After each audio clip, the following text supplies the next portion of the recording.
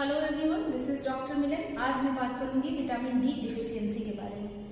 तो vitamin D जो है बहुत ही कॉमन प्रॉब्लम है आज के समय में, जबकि लोगों का जो जीवनचर्या है वो धूप में कम जाने का है। आज के समय में लोग धूप में कम निकलते हैं, गाड़ी में बैठे, मार्केट गए, एसी में बैठे, फिर आकर के घर में कैद हो गए। तो इस समय में आपके शरीर में धूप प्रॉपर नहीं मिल पाता है, जिसके कारण विटामिन डी3 की डिफिशियंसी हो सकती है।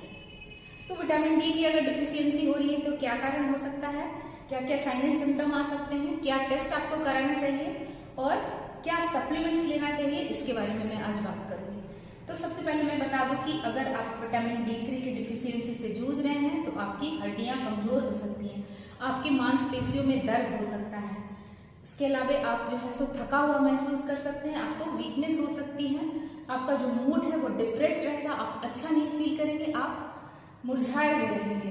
इसके अलावा क्या होता है, इसमें कई केसेस में देखा गया है कि आजमा के केसेस में भी विटामिन डी3 की कमी पाई गई है। दूसरा ये है कि इनफर्टिलिटी के केसेस में भी विटामिन डी3 की कमी के कारण एग और स्पर्म की क्वालिटी खराब होती है, उसके कारण इनफर्टिलिटी हो सकता है। इसके अलावा कुछ और चीजें जैसे कि पीसीओडी में भी विटामिन डी3 की कमी पाई गई है। तो इन सभी समस्याओं को ओवरकम करने के लिए, इसको जानने के लिए कुछ टेस्ट आपको किए जाते हैं। आपके विटामिन डी3 का लेवल जो है वो कराया जाता है। अगर आप डॉक्टर के पास जाते हैं तो वो आपको ये विटामिन डी3 का टेस्ट कराने के लिए कहते हैं।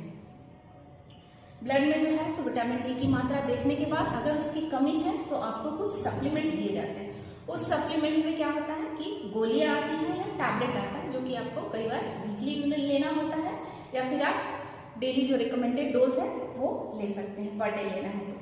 इसके अलावा इसका इंजेक्शन आता है, इंजेक्शन की मदद से भी विटामिन डी3 की कमी को दूर किया जा सकता है।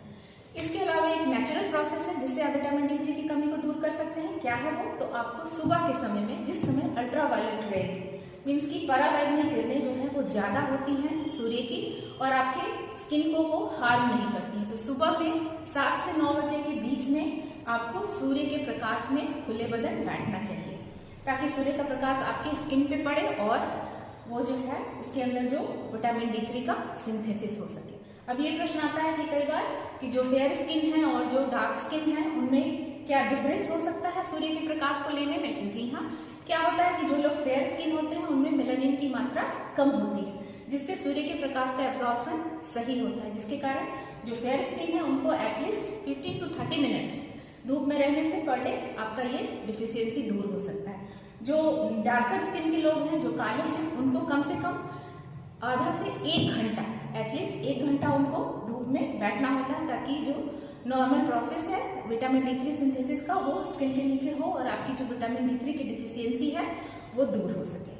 तो इस तरह से ये all about the vitamin D3 deficiency था। तो ये समझिए और आप अपने हेल्थ एंड फिटनेस को ध्यान दीजिए। धन्यवाद।